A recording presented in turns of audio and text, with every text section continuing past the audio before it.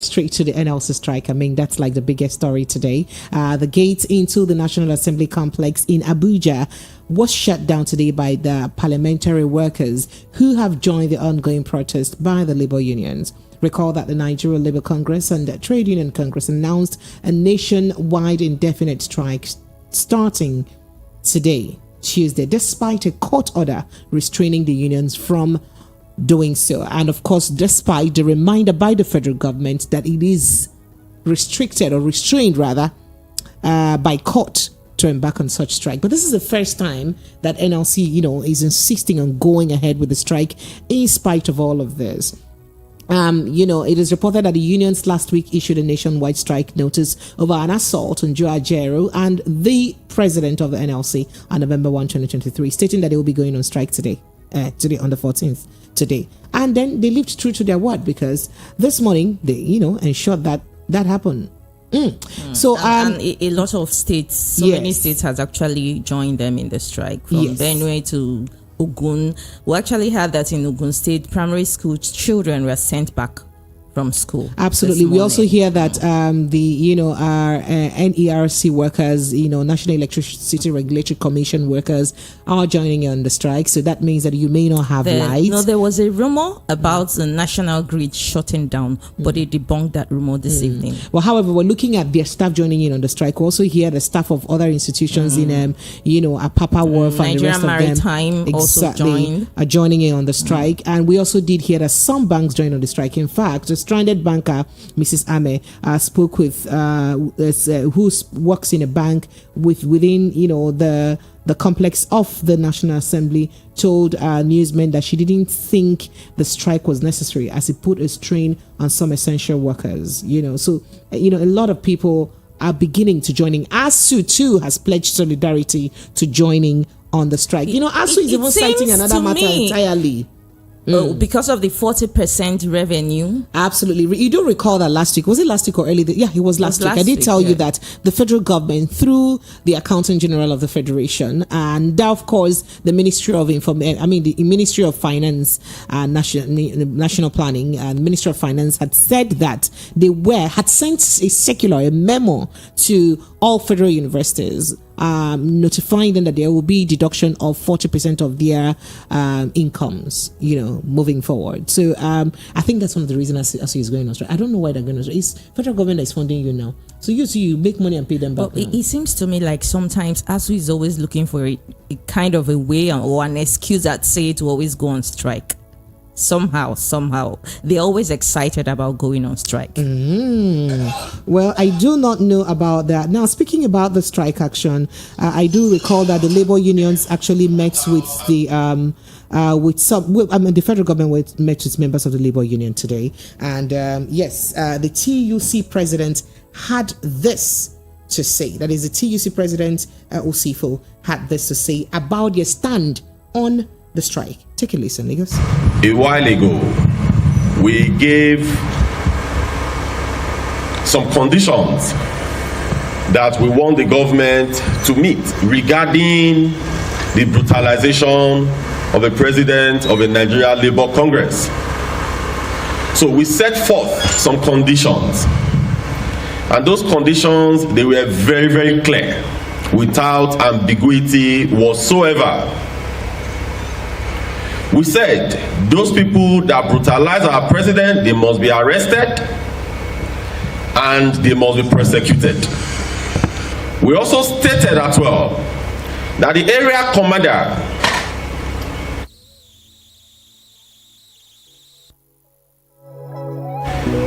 that led the police to carry out the brutalization should be relieved.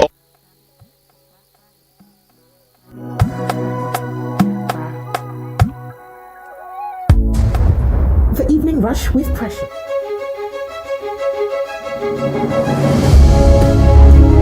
Of his duty, and he should be persecuted. Then Chinasa, who everybody knew that led the talks, should also be arrested and persecuted. So we went on and on and on. I think the gentleman of the press, you have the list of our demands. we gave an ultimatum that initially expired Wednesday last week. But in the eve of that expiration, we had the joint section of the NLC and the TUC. We looked at it, we felt as a responsible institution that we should give additional 1 week. Let's see if the government will be responsive. In order to further draw the attention of government,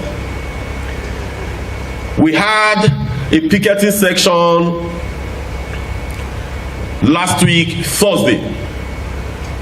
But instead of government to come out strongly to condemn this criminality, instead of government to speak and stand on the side of justice and on the side of truth, some people in government, they were running their mouth and making all kind of statements.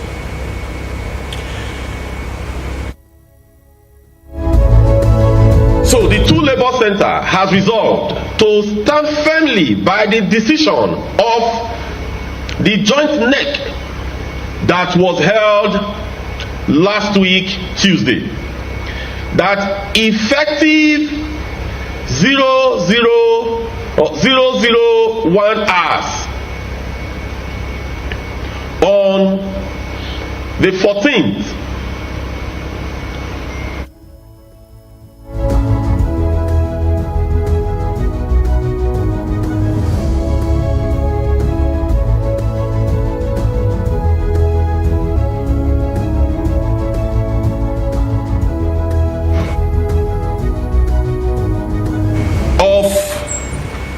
November.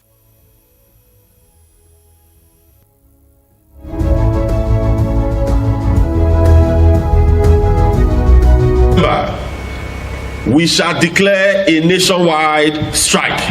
So effective tomorrow or midnight today, a nationwide strike is going to commence. All affiliates of trading. All right, so just listen to the voice of the TUC president. Of course, that is the person of Osifo. He did mention their terms and conditions there on the reasons why they are embarking on strike. Just to let you know, some other unions have also joined in on the strike. So many other unions have joined in. I did tell you earlier that ASU has joining on the strike. I also did tell you that Nigerian Civil Service Union, I don't know if I mentioned that, also joined in on the strike. And Academic Staff Union of research institutions joining on the strike. Senior Staff Union of Colleges of Education also joined in on that strike. So Labour, they've made their stand clear that those who harassed and brutalized Joe Ajaero in Imo State must, because what they committed was a crime, that they must be held accountable and be prosecuted for that crime. And a lot of people are saying that why will NLC go on strike at a time like this when they know that? Mixed reactions. Exactly, because Nigerians have been going through a lot. You people did not go on strike. This have been happening. That has been happening. You people did not go on strike. Why is it now just because they beat up your president, your chairman?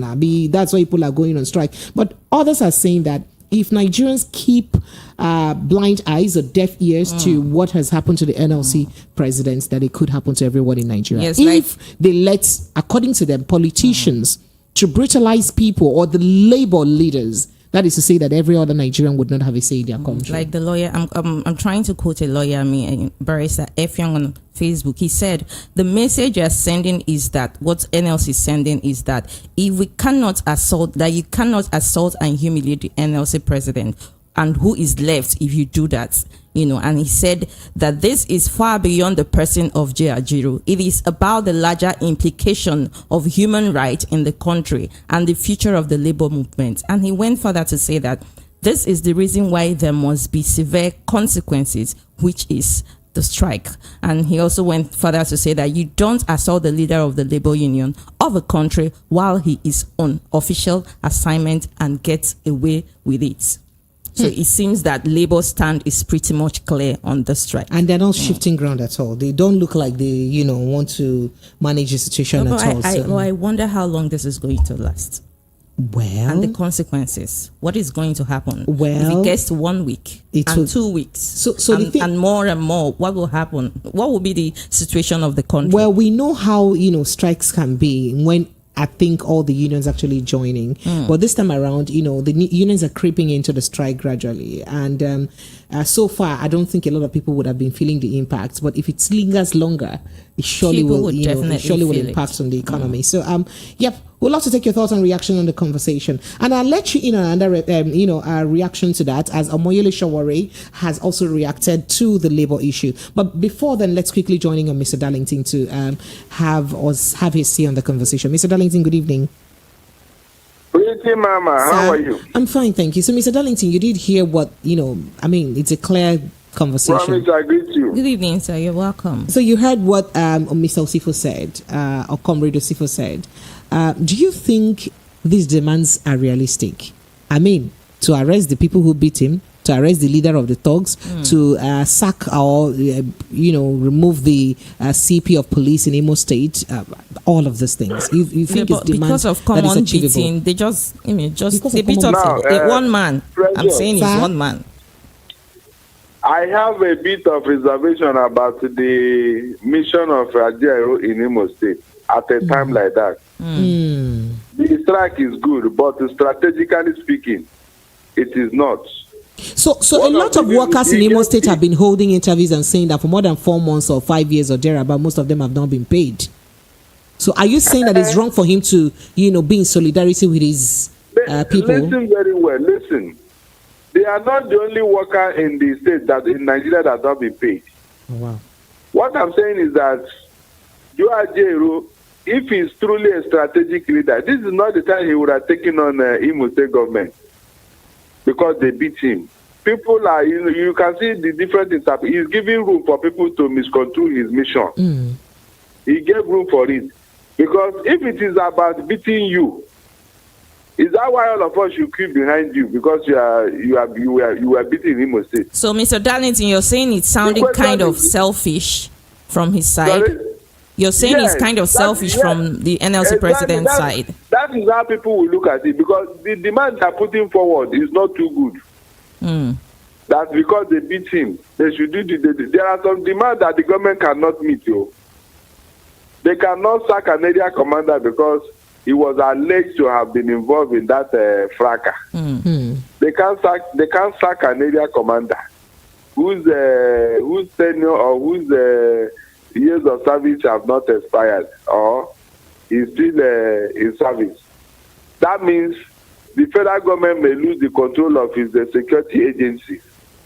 If you punish this man now because he was working for the interest of the party in power, should he have actually worked on the interest of the party if he did, just like he said? Precious, we are not talking of whether he should have done it or not. The fact remains that ab initio he was working for the party in power. That is wrong on issue. It is left for the party, the contestants. They are the ones who will take up the matter, not the Joe Ajero. It is the contestants in that election who saw what the police did that will not be, because even if you want to go through that route, they will ask him locus in the court. If you say this officer did this and therefore he must be sacked. So, Mr. Darlington, yes. There was also an accusation. In fact, there were footages of the NLC president, kind of having a photo of the NLC president and the Labour Party governorship candidate in Imo State. So some people are of the opinion that NLC is working for Labour Party. So if you say the commander was working for the ruling party, how about the accusation of the NLC president also working for the Labour Party? No. The police is paid with taxpayers' money. So he should be neutral. NLC is a workers' union. They have them all over the world. There's no country you will go, you will not see a labor union. And the last time I checked, there is no law in our constitution that says NLC chairman or anybody that's a member of NLC, he should not belong to any political party. It is not. But the police, which party do the police belong to? They can't belong to any party now. They should be neutral. That is the difference between him and Ajero. No law forbids Ajero from becoming a member of any party. No law. That one apart. Then the police, what they did in Imo State is, I am expecting the contestant in this election, sorry, to go and tell the court what they did in the Imo State. It is not enough to allege. You must prove it before the court.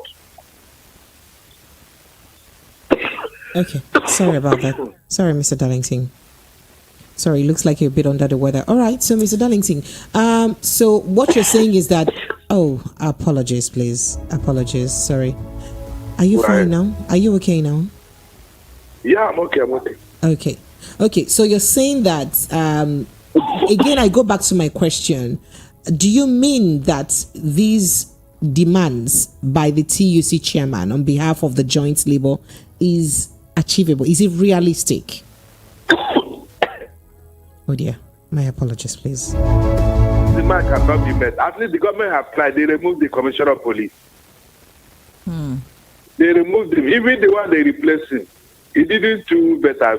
Frank Mba, because under their watch, those things happen in Imo State. That will tell you that if you look at the chain of command, there are people you don't have control over, even as the head. There are some policemen who actually defuse. Frank and Mba don't have control over them because they are even acting directly from Abuja. That is the truth. I know Frank and Mba, he's a refined gentleman. He may not agree with what happened there, but if his hands are tied, what will he do?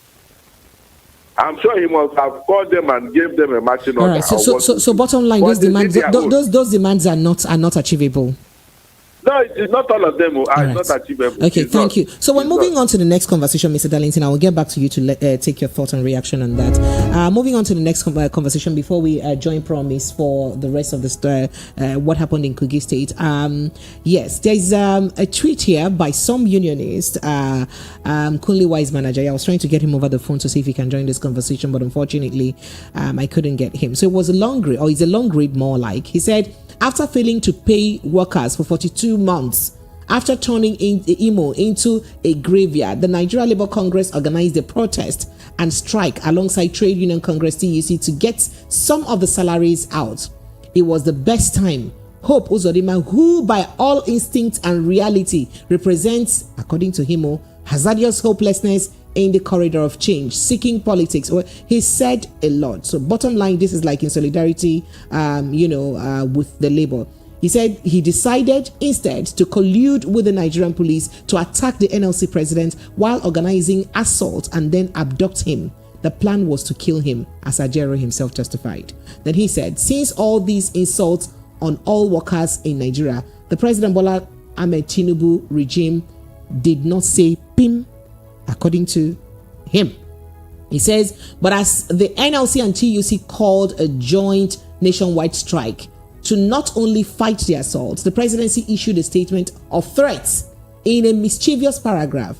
They said, we are still at loss as at why the NLC and TUC decided to punish a whole country of over 200 million people over a personal matter involving the NLC president, Mr. Joe Ajero, whose error of judgment led to assault on him in Owerri while he was planning to incite the workers in Imo State into a needless strike. That is quoting the presidential statement on that matter. He said, notice the phrase, error of judgment. Error of judgment, that's what he said. He said the statement further lied that the Imo State attack on Joe was a personal matter between him and the governor. Lies. That's what he said. He said Bayo Onanuga and the presidency failed to remember just within few days that Hope Uzodinma has said he was never aware of Joe Ajero, that he was never aware that Joe Ajero was in Owerri. And then they now say is, error of judgment. But now you forgot that the governor said that he was in town. Well, he said a lot. So he said all Nigerians should rise and support the national strike or the nationwide strike, as this administration is not only assaulting the NLC president, but has also assaulted all Nigerians with their policies on food, on energy, on fuel, and on naira, including dollar. He said, as I write, I can hear my neighbors complaining that 500 naira bread cannot satisfy him for lunch. Sachet of the popular pure water is now is now 2 for 50 naira. Shall we rise so we can at least save our country? But whilst we're still on that, let me quickly play you that video by Omoyole Sowore of the AAC, or the presidential candidate of the AAC, in reaction to this same strike action. Take a listen to what he had to say about it. Nigeria needs a revolution, or it is pointless chasing a rat when your house is on fire. Nigeria needs a revolution, or else. Nigerians must understand that unless something drastic happens, we cannot have elections that are won on the basis of ideas. As things stand in Nigeria today, our successive governments have destroyed the basis for any progressive politics. You cannot have a country where young people who are brilliant, who have ideas, are told to run for councillors, while people with antiquated ideas are recommended to be presidential candidates. And even they become president. That's why the country is the way it is today. Unless a revolution happens in this country, same way they had in Sudan, probably in Algeria, it's going to be difficult to have free and fair elections. I am saying it so that we are not under any illusion that somehow, if we continue to talk, it is not a battle of wits. That the democratic space will open for us to have a country where good people, good ideas can lead the country. As we chanted during our recent protest march in Maryland area of Lagos, in Nigeria where just 5 people will be richer than 200 million people, call a work. In Nigeria where your NEPA bill is greater than your house rent, call a work. To the skeptics who say Nigerians are too apathetic and divided to rise up for a revolution or up to the revolution, I say this: hunger doesn't know ethnicity, insecurity doesn't know religion, and when Nigeria becomes a better place, it won't matter where you come from. The time for revolution is now, and it will not be televised.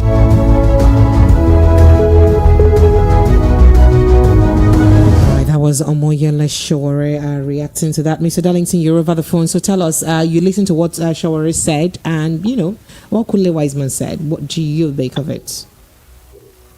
Sowore is acting according to his character. For some time now, he has been calling for revolution, yet nobody is listening to him. It means that Nigerian people, Precious, sir? When you are leading a people like Nigerian people who have ethnic biases, who have the religious biases, you have to devise a means where all of them can be on board. But if you think that speaking on the media houses will get them to act, it's not possible. You really need to work on the psyche of the people. If you don't do that, they may not even. How many people listen to Sowore today? The people in the innermost part of our villages, are they aware of what is going on? They are not aware. And these are the people you need to mobilize. You need to sensitize them. So if you cannot do that, they will not buy into what you are doing. They won't. That is the truth. Everybody agrees that something is wrong with Nigeria. But how do you correct that which has gone wrong? It is by standing up and telling the government, no, this is how far we can go with you. That is the truth. But all this revolution, you don't just say it. You don't just say it. You must act it out. Do something so that the people, in fact, the Precious, if the government knows that Nigerians are very active and they are aware of their rights, they will not be doing what they are doing. I'm telling you, they will not even dare. They won't try it. But they have seen that Nigerians are, already down. We are very weak. How many of us are standing now? How many? So the government is aware. That's why they are weaponizing poverty. They want to use poverty to keep everybody down, so that only few voices will be speaking out. They can manage those few voices, but when it has to do with mob, my dear, ethnicity and biases will set in. All right, Mr. Darlington. So, okay, all right. Because I'm wondering what Sowore meant by saying that even when the revolution happens, it will not be televised.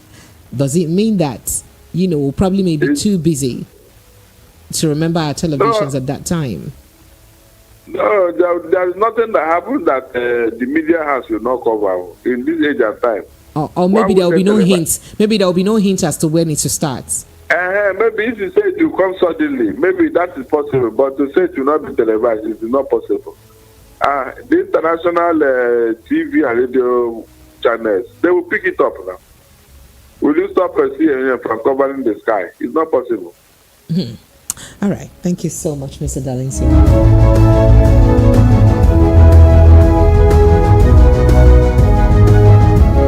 All right, moving on to the next conversation. So I did tell you that there is a report of INEC changing figures of accredited voters in Kogi State governorship election. So the Independent National Electoral Commission, INEC, has begun to change the figures of accredited voters displayed on its results voting IREF portal for the Kogi State governorship elections. Now, the adjustment of the figures by INEC came a few hours that some newsmen, news outlets, including Sahara Reporters and other papers, reported that there were discrepancies as to the number of accredited voters captured by the Beavers system, and the ones contained on the uploaded manual electronic result sheets in some polling units in Kogi State. For example, this says, according to information obtained by the papers on Saturday, the number of the accredited voters captured by Beavers at the LGEA school, Iyidudu 3 polling units in Ikaroworo, Idobonyari ward of Adavi local government area was 210. However, another check the next day, that happened on Saturday, but on Monday, it showed that the figure has changed to 441. There's another example here of I think this one was the word is in Ogaminana in Adavi local government area. So the accredited voters were 240, initially. Then by Monday, as at Monday, this was on Saturday. As at Monday, the number of accredited voters now changed to 758. So is there something happening here? However, INEC has reacted to that. So and still on Kogi's election, INEC has debunked the alleged manipulations of figures on result viewing portal IREF. They insist that BVAs was accurate. The electoral body, which described the allegations as unfounded, said that the most accurate and up-to-date voters accreditation data is available in the bimodal accreditation system, which is the BVAs, which is used for the authentication of accreditation of registered voters at the various polling units on election. They have come to say, no, it is not true. That story you're peddling, so yes, it is unfounded. Yes. And they gave lots of reasons if I break it down, but it's a lot. They gave so many reasons. Should I break it down? You could, because it's good that we understand, because they're saying something about, and at the time that you are the, those accreditations were done, the BVA had not probably synchronized properly. So at the time it synchronizes proper, so they are the saying numbers that just added up again. INEC is saying that the BVAs is designed to primarily work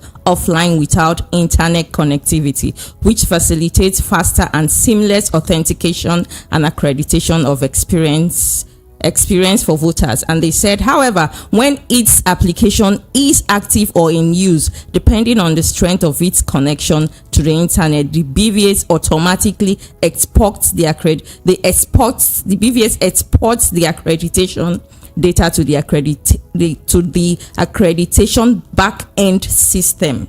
And when this happens, this expulsion of data does not happen when the device's application is inactive or when the internet connectivity is poor. The same experience applies to a situation where more than one BVA gadget is used at a polling unit with more than 1,250 registered voters. This could be compared to a situation where poor network services delay to delivery of an SMS sent from one individual to another through a mobile phone, the commission stated. It added that the close of pool presiding officers are expected to press the data exportation button on the BVA to ensure that all the accreditation data are exported to the BVAs. This process, referred to as synchronization and which is ongoing, could lead to changes in the accreditation figures as more data flow in to update the existing figures. This is the basis of the caveat provided on the IREF regarding the accreditation figures. So they are saying probably it was because of the glitch and all of that during the upload. All right, so let's probably move that to was the next, the reason let's for move straight for the next to the next story, so that I will have Mr. Darlington chiming in the conversation. So let's go straight to the Nuhu Ribadu story. We have two stories. One, I think I'm going to go with that of the president first. Okay. So the president has said that he inherited serious liabilities from his predecessor.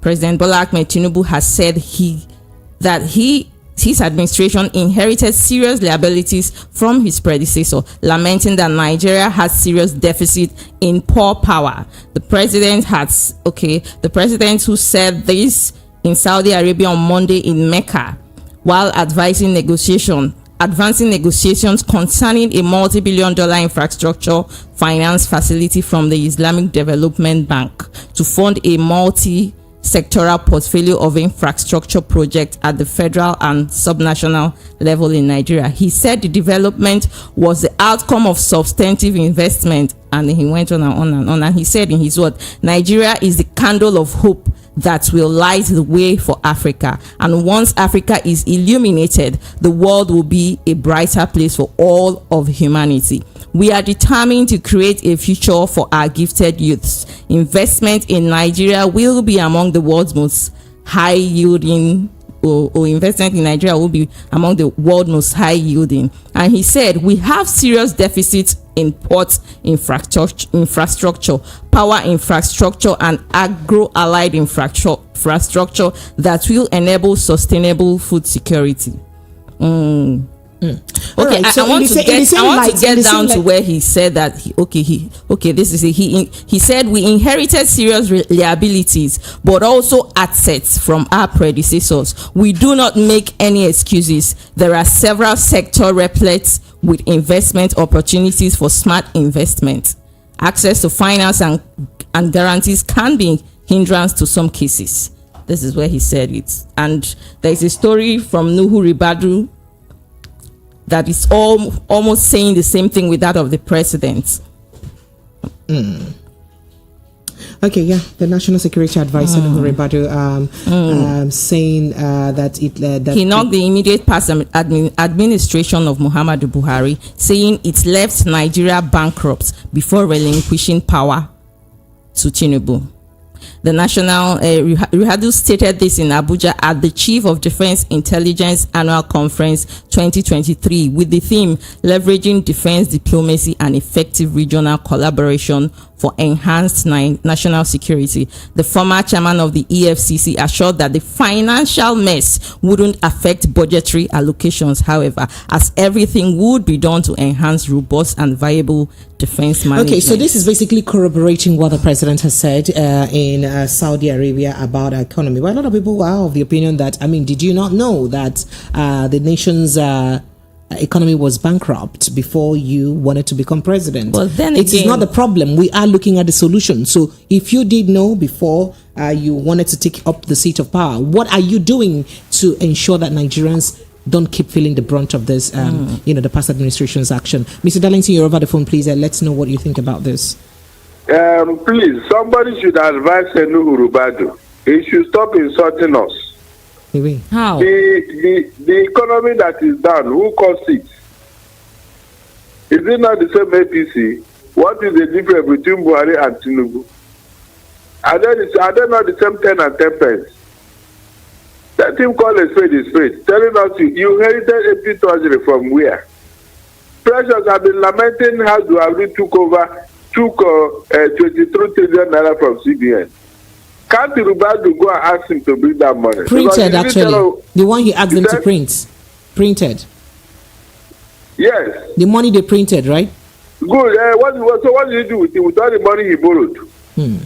Whether he printed or whether he collected, what did he do with it? That is the question.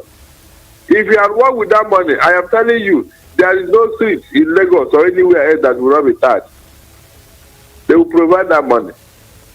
So when a man is running this government as if he's running his own personal, that is the danger. Tinubu appointed a Rubadu to do a job. Is he doing that job? Is he doing that job? And insecurity is all over the place. We are not even safe during the election. So whatever he say, I am not amused. I am not amused at all. He should be talking to his principal. Even under the watch of Tinubu, corruption is going on in Nassau Rock. There are allegations which Tinubu is aware of. And he didn't say anything, rather he said he validated him. So, Mr. Darlington, are you saying that if truly they inherited an empty treasury, they are not supposed to say that because the former government was the same party? No. The way he's saying it, as if they took over from another party.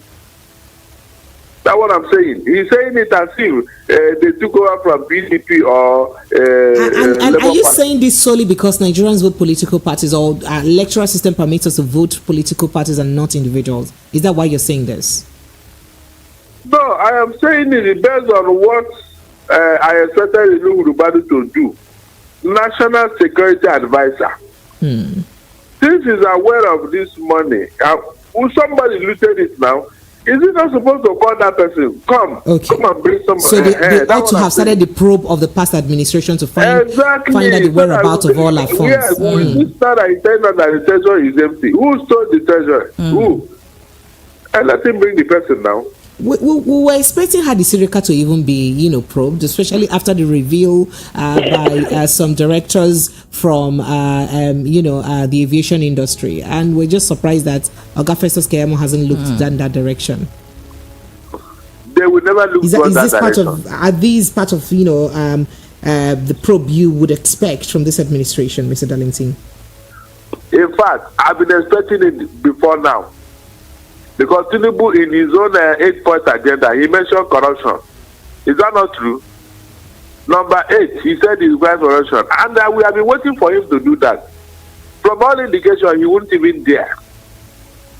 I'm telling you, because the people we want to probe, we are the same people that was in former government, and they are working with him. So how will he probe it?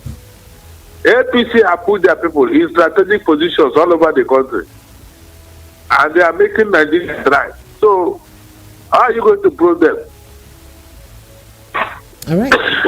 All right. Apologies, Mr. Darlington. You really sound under the weather. Yes, so, Mr. Darlington, there is also another video that I'll play for you very quickly before we go ahead. Listen carefully because you help us interpret it because it's in Yoruba language. I know that you're the only one who can do that interpretation for us. But it's about a woman in the market, lamenting about, 30 minutes, I'll get back to you on that.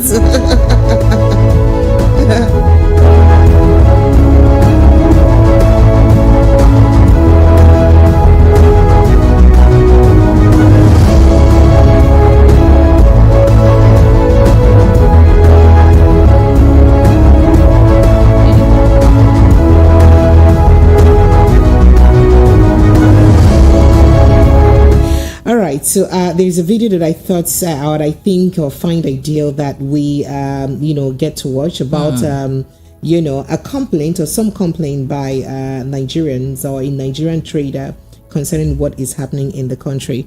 And yes, so let's quickly take a listen to what this Iya has to say about the situation of the country, while Mr. Darlington will help us do the interpretation.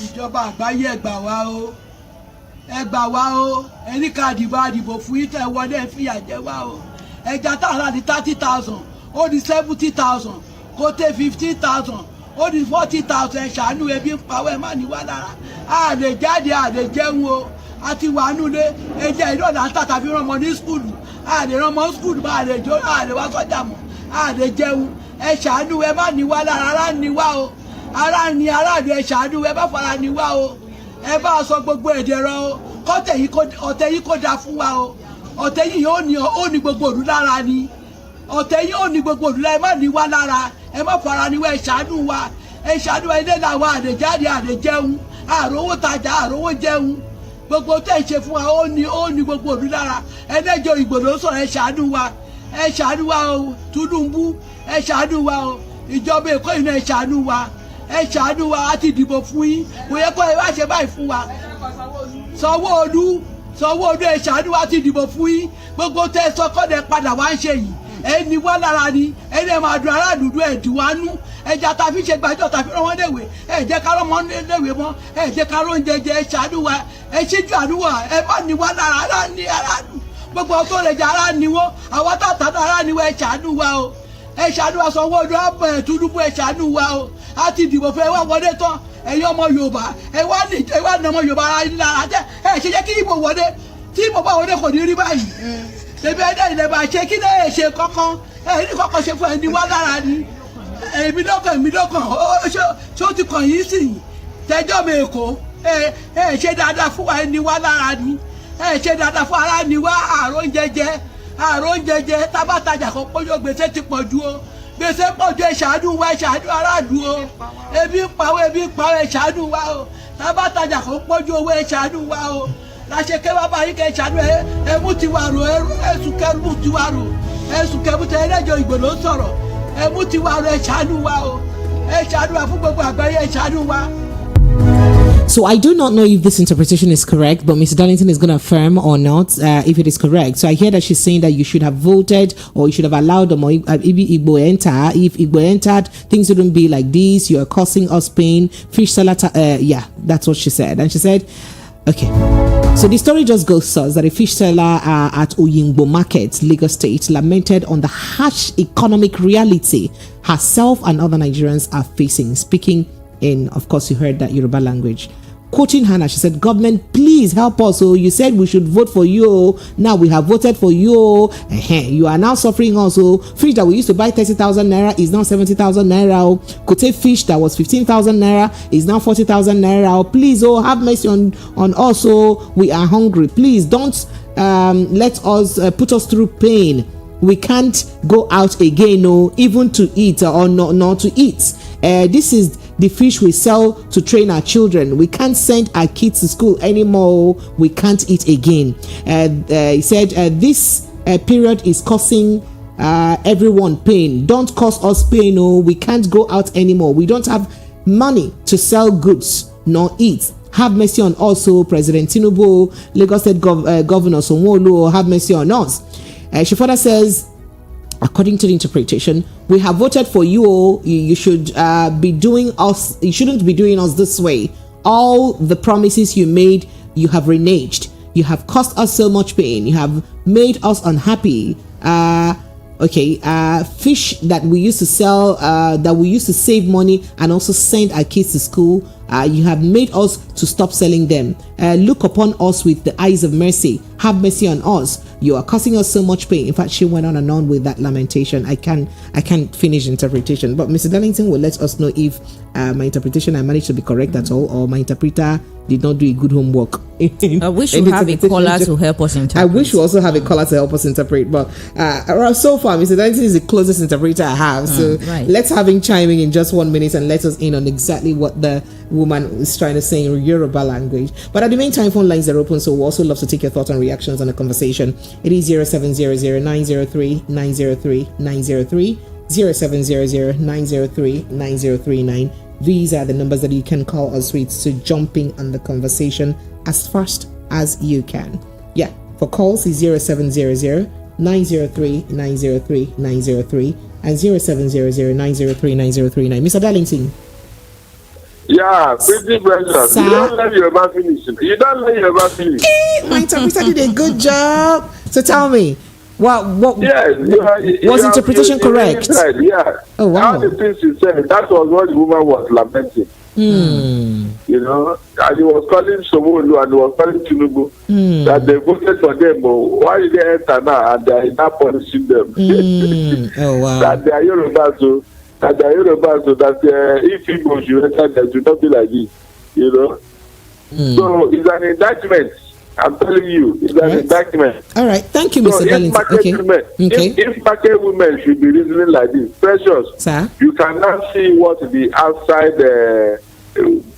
people who claim to be educated. You know they are suffering in silence. So, precious, sir, people are suffering. They can't talk because they have already entered into this one chance. I'm telling you, that's why I'm telling you that you should not worry yourself. When the time comes, it is those closest ally of Tinubu that will turn against him. Okay, Mr. Darlington, let's go to our phone lines. We'll come back to you when we're wrapping up. No, Thank you so much. I appreciate you. Lagos phone lines are open 0700 903 903 903 0700 903 9039. Hello, good evening to you. Good evening, Precious. Thank you. Good evening, Welcome. Mr. Darlington Yeah. can hear you. Go ahead. What's your name, Sam? Where are you calling from?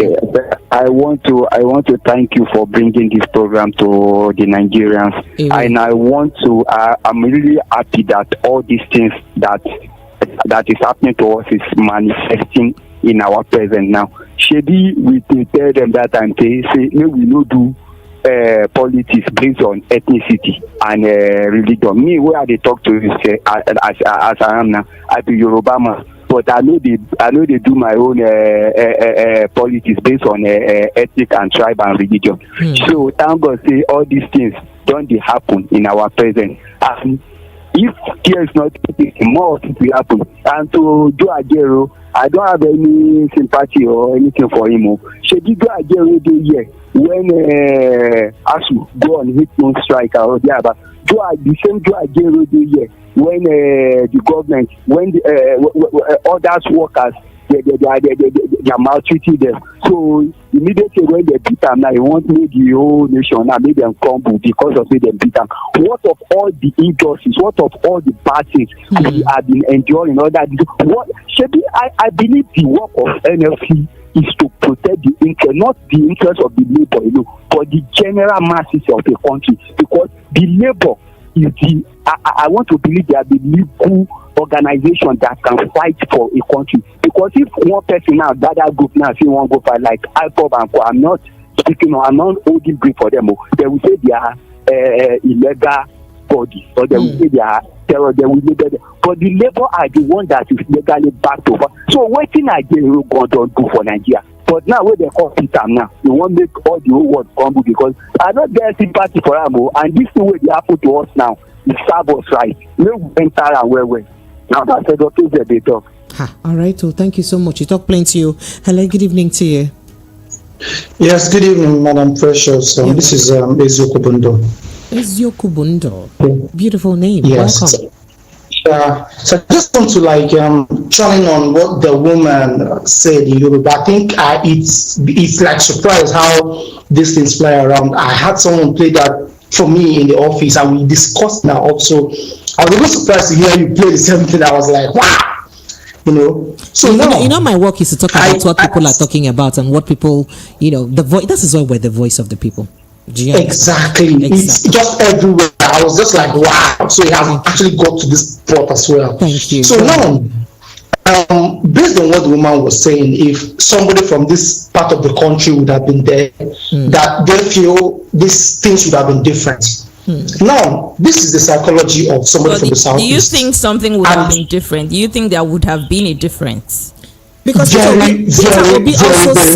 Obi also said he's removing fuel subsidy. Remember? I understand that. Okay. But then, the mistake of making pronouncements without anything before the pronouncement, Peter Obi will not make that mistake. He knows the implication. Take this for one. Now, for those of us who are from the southeast, let me just share our psychology for everyone to listen to hear. Now, I feel embarrassed that something will pass, like something we can do, that we are working so low. We are worth more than this. And I'm like, we are more than this. Why keep us here? You're being stifled. Let us show you how to do this. And you say no. There is no way. My annoyance and my anger about what's going on is that I feel we are so much better than this. I don't know why we are here. I've gone around Africa. I've seen how these people respect us, and I've seen how big we are. But how come we are still lower than most of these small countries? They're not even up to Lagos. I'm telling you, go to Abidjan. They're not up to like Lagos. We are what and this. What are these people doing? They are letting us down. If they can do, let's show them something by ourselves. This thing is done. It's possible. We can get better. we don't have any reason being where we are. I feel that deep sorrow inside. Like, why not just give these people a chance for once? Let's show these guys class. Let's show Nigeria class. So the entire Africa and the world, we know that we have a class in Africa. And if it works well, it's not for the Southeast alone, it's for Nigeria. But they said no. So if people raise their voice, they say, it's IPOB. But these people, they have a genuine concern. I feel very, very sad. Like countries that I know that cannot even talk to us are talking to us. And I know we have what can get those countries down by far. Imagine most of our people, you are airborne going to Saudi. They've given you visa and was cancelled. I mean, we talked about this yesterday. Now, 264 passengers. They were all even sent back. It was just later they now allow 87 enter, 177 to come back. And the most insulting part is that there was no reason actually given, and it's very painful. Yeah, and then we even have our presidents in their country. Imagine our president was trying to go through Nigeria, and somebody is saying Nigeria president cannot go through there. I appreciate it. Let's let others jump into the conversation. Please, thank you very much. Thank you. Nice job. Thank you so much. All right, Lagos, I understand your passion. I totally understand. Hello, good evening to you. Have I missed that call now? Okay, so you can try to call back 0700 903 903. Hello, good evening to you. Hello. Yes, sir. Good evening, Mr. Tony Chukwudi. Yeah, hello. You're welcome. Good evening, sir. Yeah, that sounds better. Yeah. This sir used to give you long life. Oh, it gives you long life and prosperity, not just long life. Promise, you have to fine tune your own. Okay, you have to look maybe another type of sir. Okay. Yeah. Good evening, sir. You're welcome. Good sir. evening. Mm-hmm. Yeah. My Mr. Darlington, I wish you get well. Yeah. Since you have some cold. Yes. Yeah. Mm-hmm. Yeah. So. Precious, you see the people that are telling us the money, the bankruptcy. Mm-hmm. There is something that I don't understand in Nigeria. If you check yesterday in UK here, David Cameron came back as a minister, as a foreign secretary. Mm-hmm. That means you can see the way their system works. Mm-hmm. People will say, oh, maybe, but is either he couldn't get another job somewhere, he came back to the government.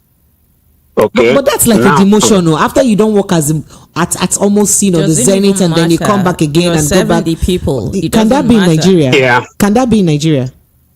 That will never happen. Even a governor will not do it. So, in America, Donald Trump is facing his own, and then even the Israel that we always call upon, their prime minister nearly escaped jail, which I'm sure is still waiting for him.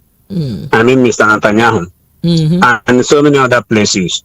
Now, in our own, is nobody is talking anything. A president took huge amount of money. Mr. Darlington was saying it yesterday, and nobody, even the aviation that they coded Nigerian, the food, anyway, I don't want to use the word food because they think that we are fools. And then brought in an aircraft that does not belong to the country. And somebody, that money just went like that.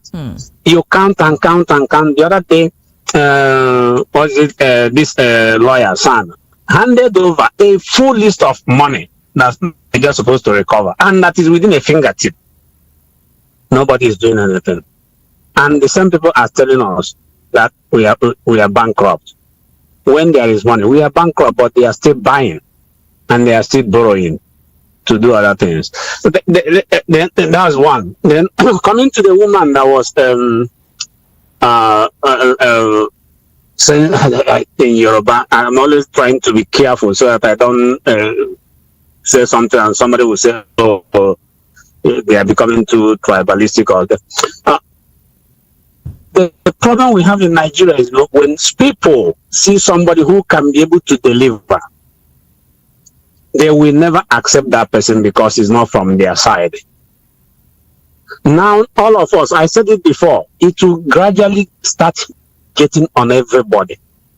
Those that say that is from their side, all of them, and P2B said it, that this is a very simple thing. That's the first thing that I heard from P2B. I said, wow. He said that the person in North does not buy bread differently at a different price or differently, or does not find it easy, and the person from the South. It's the same market. And it's something that, and something is hurting everybody. Look at in the North, what they are facing. Yesterday, this morning, somebody called what you call the person that do the front page. I forgot. And then was complaining about the security there. They are benefiting from it there. At the same time, benefiting from the oil well. They don't want to know. But the masses are suffering. The common man in the street are suffering. They are suffering. As the day goes by, everybody is getting a hit. And this one, they will never know. Even when, and again, when it comes to one of the strike, the ASU,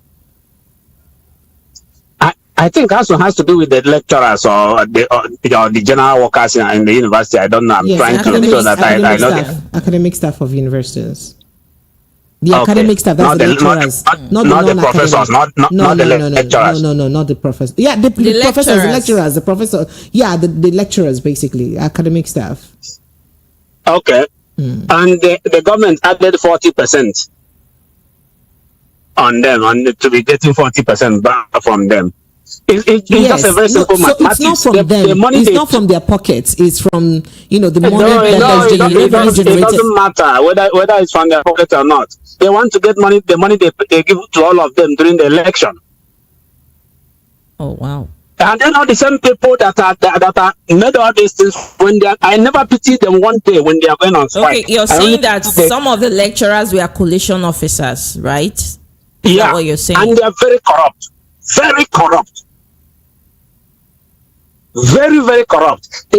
There's somebody who before the election we were in a gathering here, and then he used to be part of before he left Nigeria, and was saying that the problem people are blaming INEC, but the problem they have is all these lecturers and the youth corpers and the rest of them.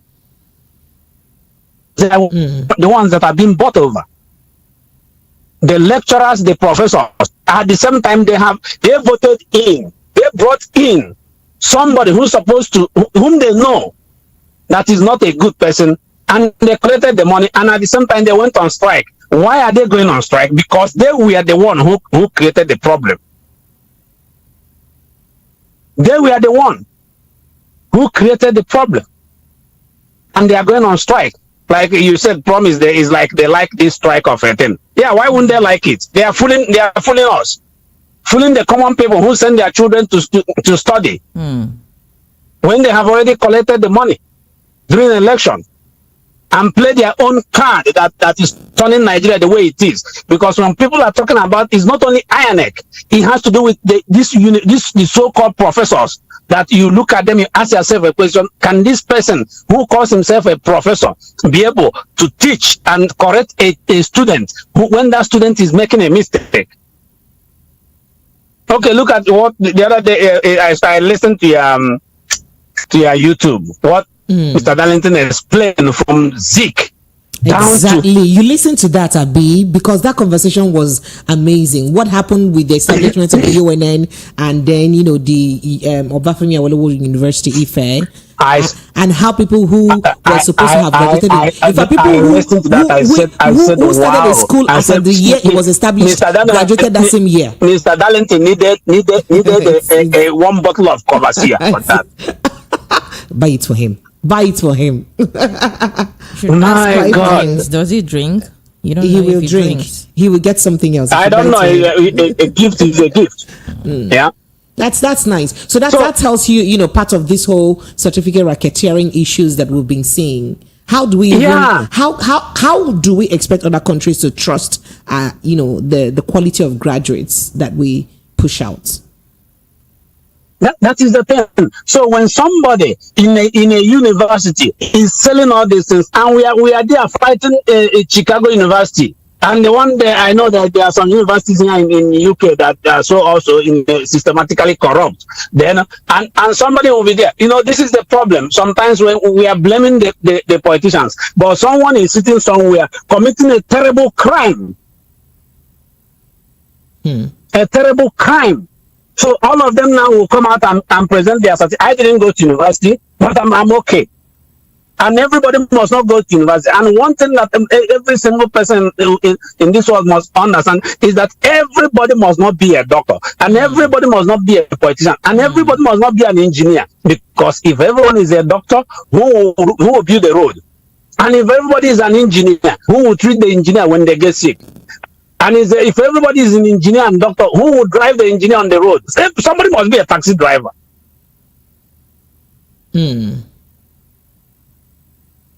So why are they doing all this? Why are they destroying things? And someone must also be a builder.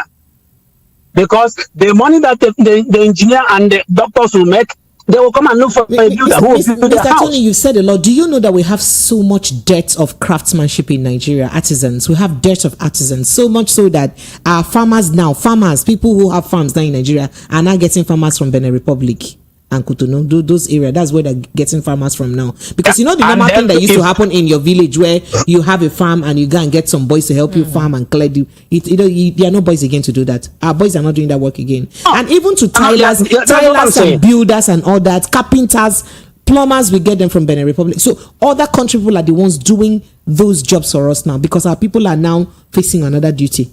They're not interested. Yeah, because we are big boys. All of us are big boys, big guys. So nobody will do it. But what the system, I learned that thing from a German person. The guy was asking me what I was ashamed to say what I was doing. And he said, you shouldn't be ashamed as long as it pays you. And since then, if you ask me what I'm doing, I will tell you. Whether a woman or I say get out if you don't like it, because it brings food to my table. Right. There is dignity in labor after all. And there is dignity in labor. And one thing most people don't understand is that every day that you go to work, you are learning. It's just like the workplace is like a big university. It's not what you are seeing today, precious. You sit there on that desk that you are sitting, you and promise. And what you are learning every day on the core that is too much. I always listen to. There is also a radio station here in UK, LBC. I do listen to them. They are just like calling a station. You learn from people. You learn. You find out that a workplace is just more a big university that you don't see. I agree. And the truth is that you learn from both your superiors and your subordinates, not just your superiors. I agree with you. Every day that you got up in the morning and you wake up in the morning to go to work, I am telling you, it's not the same thing. You are not going to tell me that along the road you are seeing the same thing. No, things will change, because that will make that day unique. Is enough. You have taken all our time. Our people are waiting to call, and they will have a lot of messages to react to. Thank you so much, Mr. Tony Chikudi. Thank you for your reaction. Right in. All right, promise. I know that your messages are more than enormous. Like too plenty. Where will I start from? Please start from the beginning. From the beginning. Look for space to start from the beginning. This person is QED. Okay, this person said, "Good evening, my superwoman heavyweight crush. It's precious. Amy. I'm enjoying the show as always. Is it that is just dawning in the eyes of the APC government that they've got nothing to offer this country? Weeps for this country. Nigerians are living like a conquered people by the politicians. Nigerian politicians are the biggest problem of this country." QE. And Mark from Agege says, "Good evening. The NLC played into the hands of the government gaslighters that have seen a hole in their valid quest. The NLC went about hoping that the government that's not known to be truthful in their will somehow do magic. You mean they fell for the trap? Anyways, the smallest family bread is now 800, more expensive than the petrol. Have you seen Ribadu saying that Tinubu inherited a bankrupt country? Please, from whom? APC is complaining that APC finished Nigeria. Nigeria is a joke. Let's keep playing. All right, then I go to YouTube where I see Green Envy says revolution now, and it's 23 to 4 says for youth indeed. And then Felix says, it's a pity that nothing good will ever come from this situation. Nigeria, who did us like this now? Okay.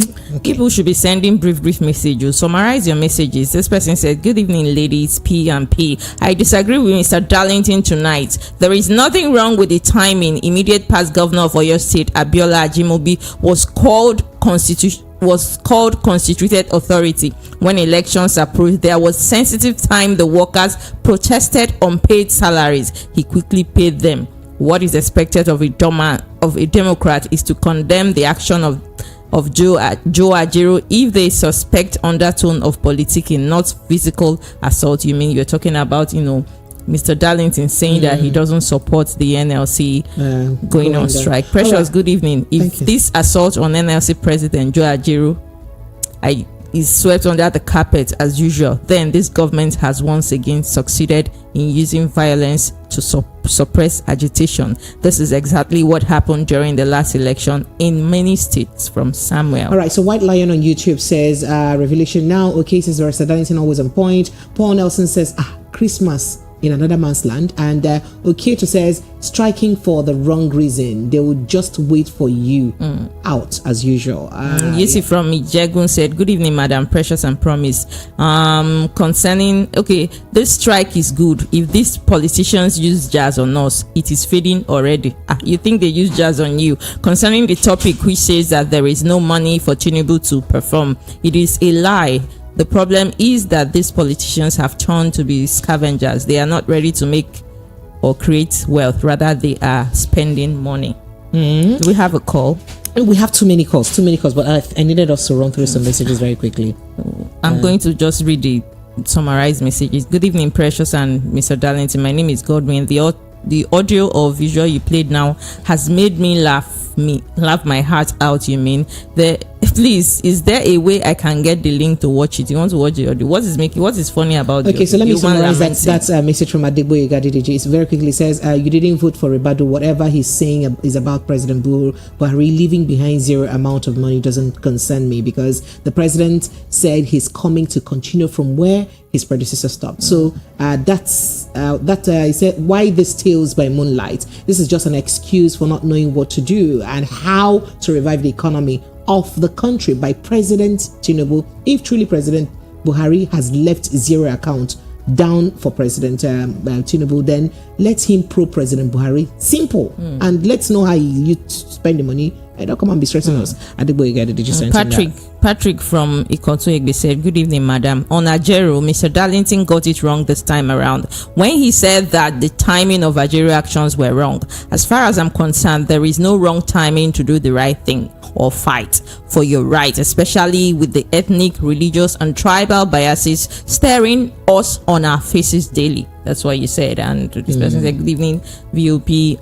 This one is quite lengthy. I'm going to skip. So let me help you take care of that lentil. Where's the lentil one? Okay. This is Tony Anili, right? It says, you have seen how INEC used technical jargons to twist elementary facts. Both the president and his security advisor should say that to the Marines. Was it not him who said Buhari had done well and he was going to follow the development and trajectory of his successor, even when he saw that the economy was in ruins before he came on board to fix it? They should face real facts staring Nigerians on the face, such as the disgrace in Saudi Arabia, who shamefully revoked that. You went along with that. I appreciate you. And Sahid Barua said, good evening, Precious and Promise. The interpretation the market woman that you read out is very correct, and it is a pity that the country is going on. What the country is going through, people like me saw this coming. That's why we didn't support the man being a Yoruba man. You see, they didn't support the man despite being a Yoruba man, you mean? For Joe Ajero, he and the labor unions have failed in protecting the interests of Nigerian workers. Go to these Chinese and Indian companies and see how Nigerians are being treated. What has he done about it? He should not let us, he should let us be a beg. That's what you're saying. All right, going back to the phone lines. Lagos phone lines are still open. 0700 903 903 903 and 0700 903 9039. Hello, good evening. Hello, good evening. Nice to hear your voice. Nice to hear your voice too. Welcome, sir. Well, good evening to Promise. Good evening, Promise, sir. how is You're your welcome. sabbatical? I'm fine. Thank you. That was a sabbatical indeed. Go ahead, sir. It was good. Thank you. Welcome. Yes, I want to talk about the travel, the commission the president went for Saudi Arabia about willing investment to come, investors, high net worth to come to Nigeria. Well, it's not a bad news. But one thing you should understand that he is a capitalist in nature. The man you are seeing there in Aso Rock is a capitalist. He's somebody who can run economy of a state and make profit. He's a capitalist in nature. He should come and let us buy a good idea, business idea, sophisticated idea. Then we have to invest Nigeria first. If you want high net worth investors in other foreign countries, as we have Toran, they are not listening to him. We Nigeria are ready to bring out a good idea. For him, do you think they are not listening to him? Do you think this could not, yield a result someday, even if it's not now, presently? Maybe someday it could yield some result, But no, people will come. But what they are listening to, media, the way the media run information, is a bit scary. If we build our country solidly within. Then institution working. So is that the media's fault? Hello? Is that the fault of the media? How did the media come in? No, because that is their work. Actually, that is their stance. That is their position. That's their standard to dissemination of information.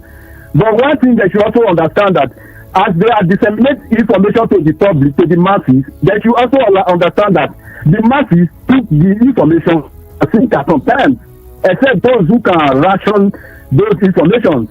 Because most of the people, sometimes when you listen to their commentary, some of them they have a toughness remark. Some of them are pseudo-intellectuals. So they need good information to put them on a good pedestal, to put them on a common footing.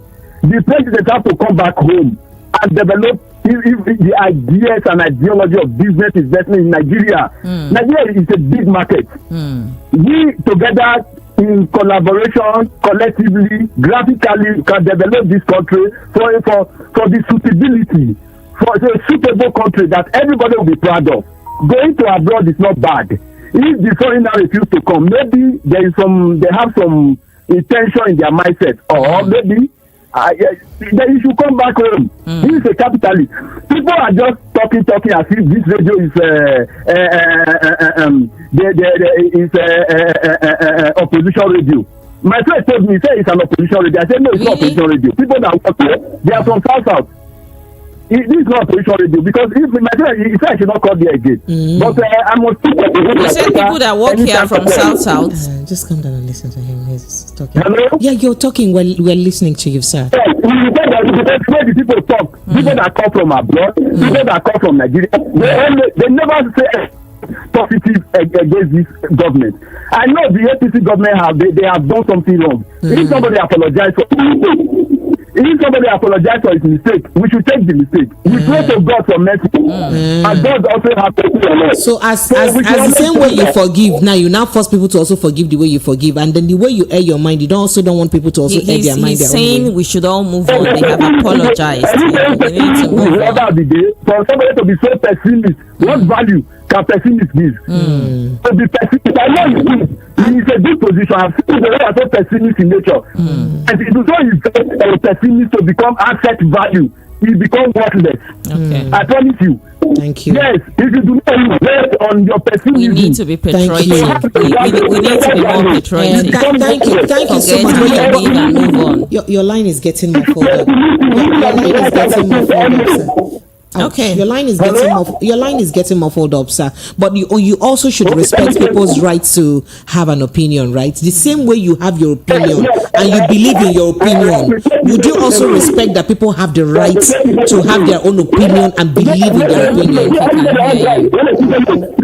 Your line is getting muffled up. Unfortunately, your line is getting muffled up. I'm sorry. Yeah. I appreciate you anyway. How did he come to the conclusion that people who are working here are of the South? Is that the one that is troubling you right now? Somehow. The one that is troubling me is the fact that people should not even be saying their mind. Is that not kind of tribalistic? All right, Lagos, some lines are still open. You see, that's why we're voice of the people. We're letting everyone say their mind, irrespective of what your opinion is. Okay, right? let's go back to WhatsApp. Going back to the, sorry, just a few more calls. Okay. Hello, good evening to you.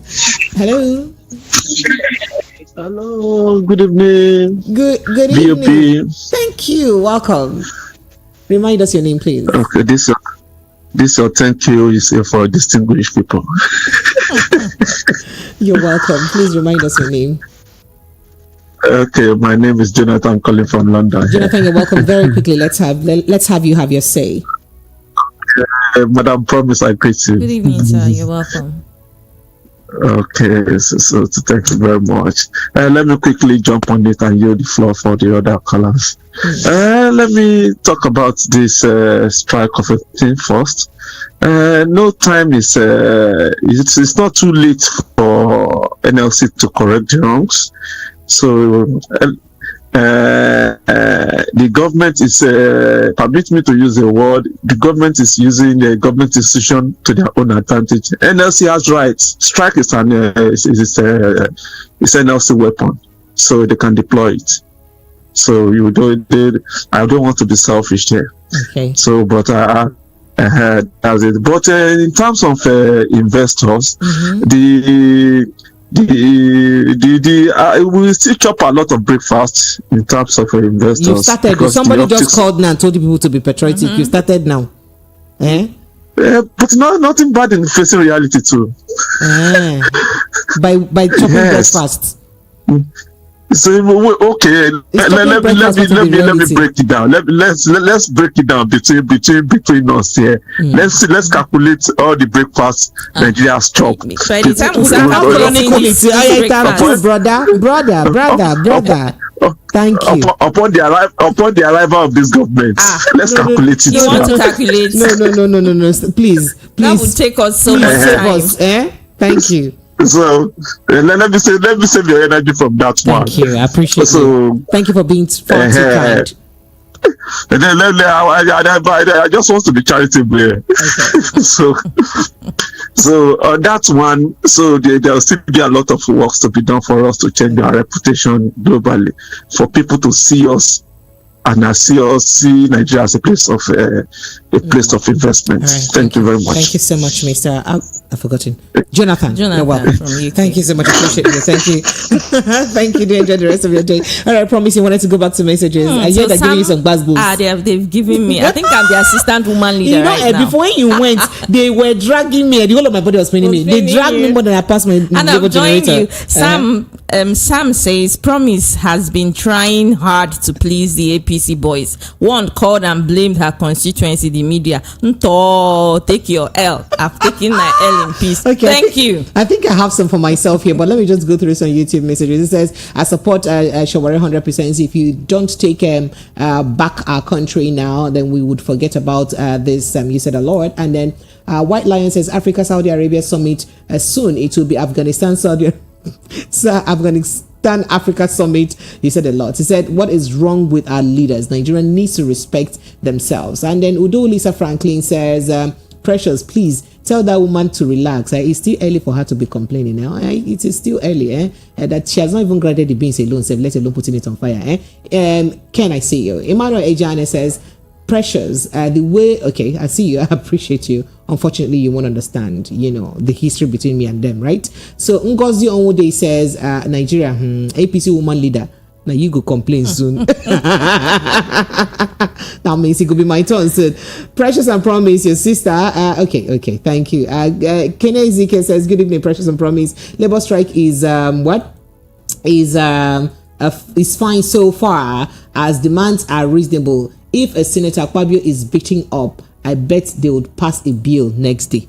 The bill would be to arrest anybody who beat somebody again. So why should we not have that solidarity, right? Okay, so you wanted to go through some of your WhatsApp Precious, messages. good evening. Precious, Bible told us that Job suffered and collapsed, Abi. How I wish the same Job could visit Nigeria now under APC government. He will know that those days he was eating salad. Okay, you So see that collapse. He will know that those days it was moi moi that he was seeing, Abi. Now you've seen Shaggy. Good evening, Precious. I support Mr. Darlington. Is it when they beat the Labour chairman they will go on strike? But when they are beating all the Nigerians, they did not go on strike. It's only themselves they know. Mr. Paul from Isolo said this. And ignorance, wickedness, foolishness, and naivety is the reason why some people ask ridiculous questions. Why the NLC president will go to Imo State because it's election period. Be coming down now. And like government bandits, it's a lot. All right, going back to the phone lines where you saw the messages out. Hello, good evening to you. Hello, good evening. This is Steve calling from Ikoja. Steve, you're welcome. Madam Precious, sir, where are we going to in this country? Where are we going? I'm not the leader. I'm It's not the one in front. very painful. Sorry. If I tell you that in my company where I work, 7 staff, my senior colleague, we are sacked because they can no longer pay. But we don't even know the next, our hope, who are the next to go. Where are we going in this country? We can't control like this. We can't control like this and think we are going to the next step. No. If we cannot do the cycle election of 3 states in Nigeria, what will be our fate in 2027? What will be our fate? They say charity begins at home. It's not all about you going to Saudi looking for investors. Come back to Nigeria and fight corruption. Fight corruption. If you don't make a start example from your house, how do you think you can fight corruption? You can't. There's no day I don't go to work. People will stop me on the road. Please, boss, I am hungry. My children, this and that. Tell me about it. It's too painful. Even though when I collect salary, I have to keep money, save money for miscellaneous for help. I have to save money to wife because each time my mother calls, my mind will just fly. Sorry. I went to market to make a pot of soup. My wife was not based in Nigeria. I was imagine only me alone, 7,000 naira open my loan. I could not see anything. How much more a family of 6? Forget about it. A pot of soup these days for a family shouldn't be less than 20k. That is for a start. It's terrible. Even little function in the church now, you see people who come with their family because there is no food. Everybody's hungry. Everybody's hungry. Everywhere you go, hungry. You want to buy food, people will stop you. Please, boss, I'm hungry. Will you say no? You're not going to give them. If you have a plan to spend 1,000 naira, you have to divide the money into 2 so that you can put food on someone's table. We can't control like this. It's very shameful. We are no longer giant of Africa again. No, we are not little of Africa. No. If we control like this, how can we be giant of Africa? We cannot. We have the numbers. Okay, people are complaining that they beat any Labour president. Okay, let's assume that Labour president is the governor's brother. Will they take the matter so lightly because they feel it's nobody? No, it's a human being. The thing he went to do in Imo State is for the citizens of Imo State, the civil servant. The people are targeted to religious thing because he's an Igbo man. If his president's brother they beat up like that, will he take it lightly? We have road up to today. We cannot control like this. God will have mercy on us. Thank you. God should give us a better leader so that I can liberate Nigeria from Egypt to promised land. Are we That's what we are praying for. Thank you. Praying? Thank you. That's Thank the you question. so much. We have been praying almost all our lives. All right. Hello, good evening to you. Hello. Can you help me turn up the volume of your radio set, please, sir? I'm not with the radio is off, sir. Okay, I thought I heard myself. Welcome, sir. What's your name? You can manage me. What's your name and where are you calling from? Manage me as we are managing Nigeria. Emeka is my name from Ejigo. Emeka, you're welcome. Go ahead. Let's hear you. Thank you, Precious. Unfortunately, we are in this thing together. Do you know why I'm happy? Why? There is no special market for APC. Sure. No special market for Yorubas. So Yaleja and everybody's buying in the same markets. No special market for Hausas. It's the same place we buy, the same place we sell, the same filling station we buy our fuel. So that is why during the election, You know, during Buhari regime, we complained and they called us whalers.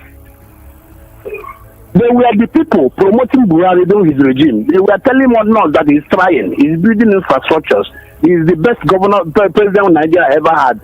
Now, they are the same people telling us that he ran the country aground, that Tinubu inherited an empty economy. Do they think that all our brains are washed? Our brains are not mortgaged. So that is why when that woman was crying over, speaking in Yoruba, that what they think is not what they saw. What they voted in was not what is happening. They cannot buy this fish they are buying at 15,000 is 40. The one they're buying at 30 is 70. They can't send their children to school. They can't feed. You know the most funny part of it? The woman said, we wanted to vote for another tribe. He mentioned Igbo in her statement. We wanted to vote for them. They said, Igbo cannot be listed, this and that. I think if I did an Igbo man that assumed the seat of the president, it would not be this bad. We are not talking about sentiment, about tribal, about religion here, but what we are talking here is Nigeria. We agree that APC handed over to APC, but the same APC ran the country aground. Which way? Where are we going from here? And it's not getting any better. It's getting worse by the day. Then for Labour, I spread them no thought of mercy. They were here when everybody was undergoing this mess. When people are detained without trials. When people protested and were tear gas and gunned down, they did not do anything.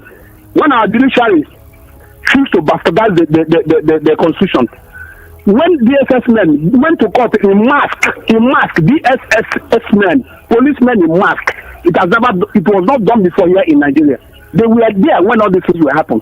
When they were there, when people were detained without trial, they were here when the government disregarded the court order to release so many people. They did not do anything because Ijeoma was beaten. They've not woken up from slumber.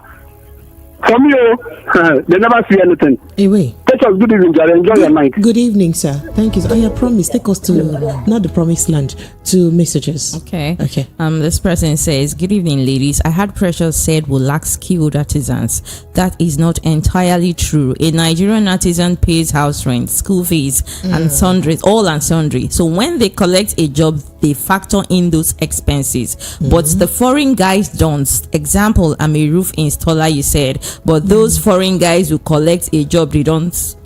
They do with lower price because I, Nigerian, think that skill is cheap. The Nigerian guys will spoil the job. Then the foreign guys will spoil the job. Then the engineer will start looking for a Nigerian that will fix it. And you said that will fix the problem. We have a good artisan in Nigeria. The problem is pricing. You want to pay a Tyler 100 naira per square meter and you think he will do a good job, but the foreign guy will do it because he doesn't have any bill to pay. This is Frank from Lagos. So they just come here, make the money, and take it back to their country. Make cheap so they money. They don't have families here. They don't have families. They don't even have a house here. Yes. So they probably just sleep around on site and do the job and go. Wow, interesting. All right, thank you. They kind of do haphazard job from what he's saying. Yes, that's exactly what he explained there. All right, thank you. I appreciate you. And a few more messages. This says Ekene from Akoka says President should save us this. Simons, he said he was prepared for this. We should hold you accountable. Why was he complaining? Or why is he complaining? He said he will hit the ground running. He better start running now because we're waiting for him and stop this and stop the lamentation. Buhari is still alive. You should go and probe him if he has a problem with the way he looted the country. Chinedu from Badagry said, with all these happenings, it is becoming clear to all doubting Thomases that Buhari never came to rectify and unite Nigeria, but to widen the scope of corruption and greatly cause confusion. That has taken us where we are today with the painful suffering and uncertainty. Giant of Africa, my food. Nigeria, wake up and take back your country. Nkio Peter sent us a message. Nkio Peter is one of our market women, so I like it when I see her messages. So she says, Precious, well done to you and your colleagues. Good evening to you too. Say thank you for the good work you're doing based on the fish sellers' lamentations, and I'm very happy as the rain was beating all of us together, both Igbo, Hausa, Yoruba, all of us within inside the rain. By the next election, we'll all learn how to vote wisely, irrespective of tribe. I just pray that God will continue to give me and my family, including our own too, all of us own daily bread will learn at all. Nine bad parts. Okay, so what's the same INEC is still doing during Saturday election? I watched Kogi election counting of results. I was surprised when INEC declared APC winner instead of SDP party. He said a lot. Thank you, Nkiyoputa. Okay, Philip from Egbeda said, "Good evening, House. The truth is Nigeria is a sheep without a shepherd. I pity anybody holding hopeful for any good." Why would you say that? There will be good things. So no, let's keep. There will be good things. I beg. We're keeping it positive.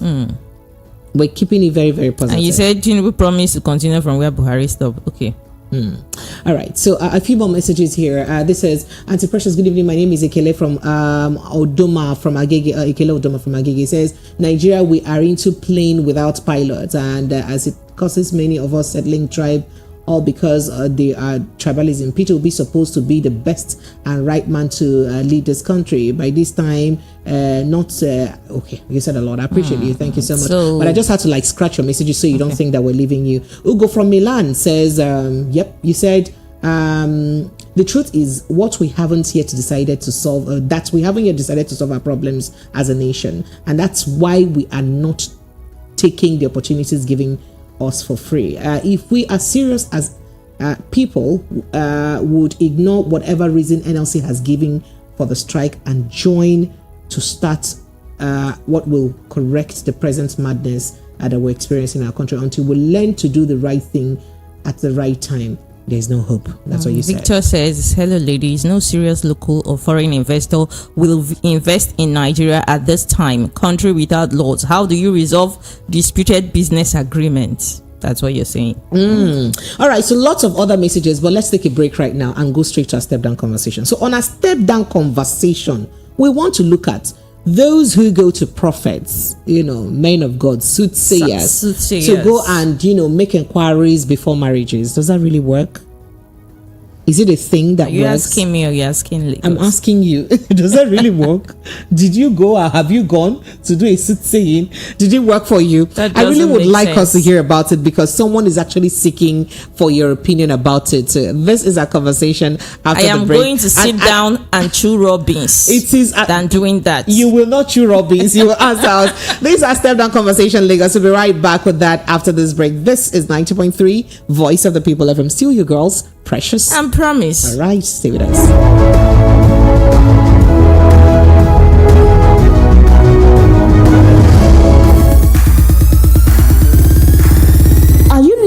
For the perfect getaway? Look no further than the luxurious accommodations at Airport Golden Tulip Hotel, Lagos, number 42, Muritala Muhammad International Airport Road, Lagos. Relax and unwind in a beautifully appointed rooms featuring all the amenities you need for a comfortable stay. Whether you're traveling for business or pleasure, our attentive staff is here to ensure that your everyday need is met. We also offer complimentary pick-up and drop-off from the Lagos airport. Take advantage of our state-of-the-art fitness center, outdoor pool, and enjoy a delicious meal at our on-site restaurant. With stunning views, world-class service, and a prime location, Airport Golden Tulip Hotel, Lagos is the perfect choice for your next vacation or business trip. So, why wait? Book your stay today and experience ultimate in comfort and luxury at Airport Golden Tulip Hotel. For bookings and reservations, please call 0815-8003-333 or 0815-7003-333. You can visit our website at airportgoldentuliphotel.com. Airport Golden Tulip Hotel, where luxury meets comfort. Listen to hot critical analysis and top trending topics of the day. Join Precious, Monday to Friday, 7 to 9 p.m. on The Evening Rush.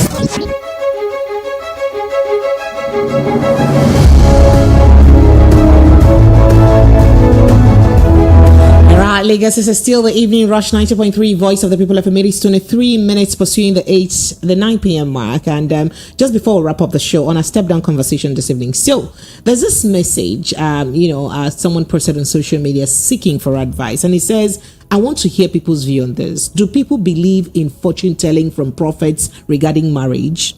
Perhaps, is it a thing? Do you think it works? So she says, are those things true? The fortune telling thing before marriage? How they'll tell you he will marry you. Husband. He's a good man. This one is your husband. This one is not your husband. But you people may have small difficulty. But after a while, he will buy 5 cars for you. Do you know it's actually a thing? People take people's pictures, especially women. Women take men's pictures to all these pastors. Is it not part of the pictures for validation that they lock in bottles inside that they used to catch, around the riverbank? So she says, are they true? Are those things true?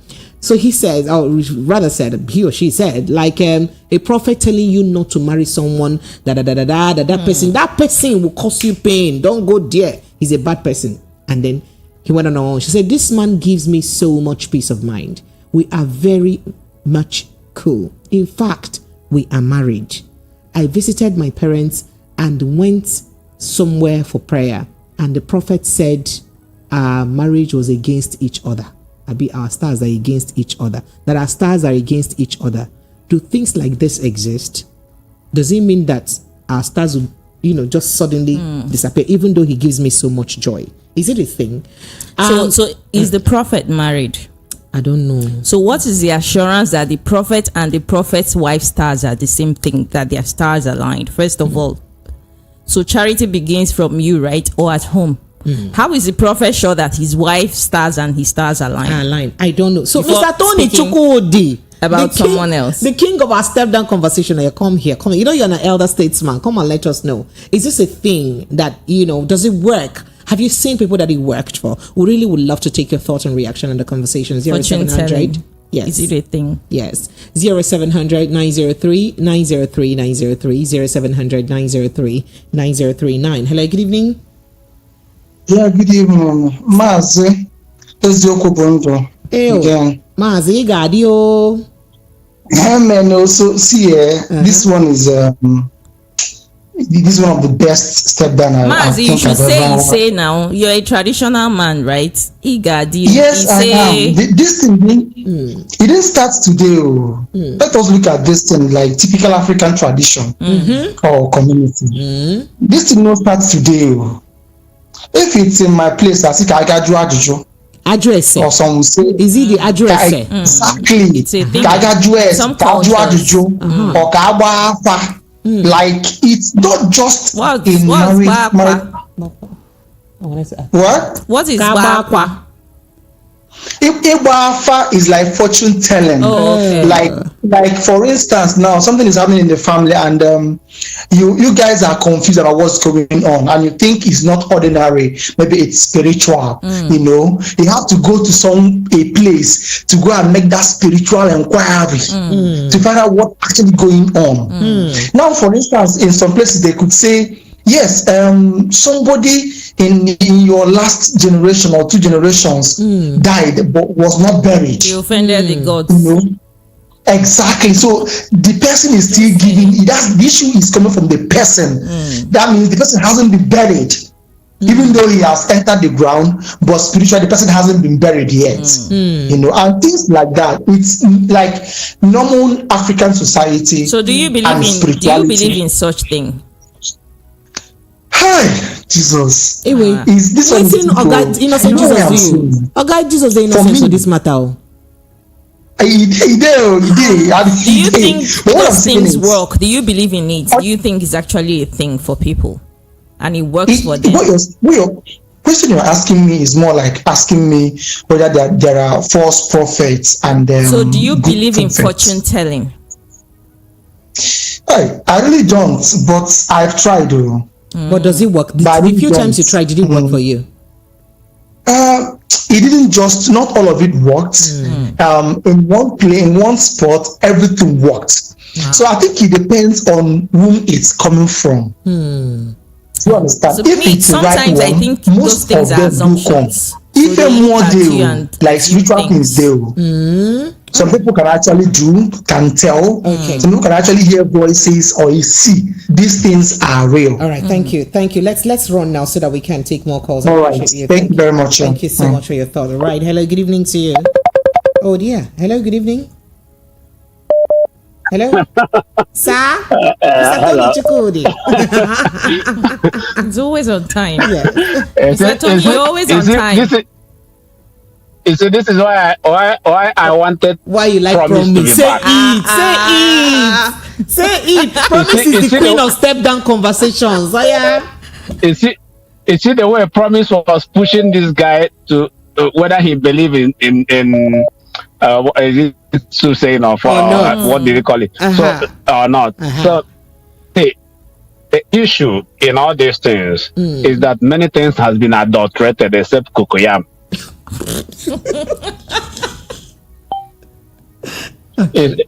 You're laughing. The only thing that I have seen in that has not been adulterated is cocoyam. How about yam? Yeah, because how about yam? Yeah, if they can, if they try it, it will be scratching all of them in their throat. Okay. So the point there is that there are people that have gift in everything. Just the same way, asking someone, do you believe or do you don't believe? When you let us bring science into it, because some of all these things are local science. So when you bring some science into it, there are things that you go to a doctor. The doctor will tell you based on his past experience. Look at what is. He can tell you, oh, this thing is curable or not. But there are sometimes they will tell somebody, oh, yeah, in 2 days you are going to die, and the person is still living. So bottom line, Mr. Tony Chukudi, do you think that to an extent they are very correct and real? Are they true? And do you believe them? If you know the